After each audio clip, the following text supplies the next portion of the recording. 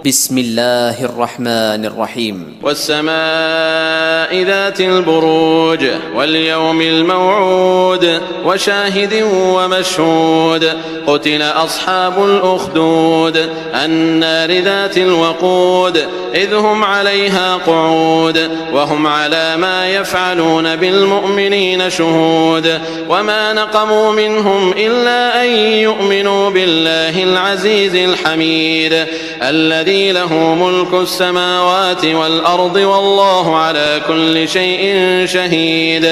إن الذين فتنوا المؤمنين والمؤمنات ثم لم يتوبوا فلهم عذاب جهنم ولهم عذاب الحريق.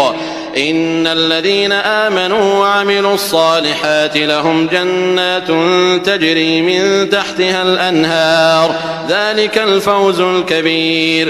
إن بطش ربك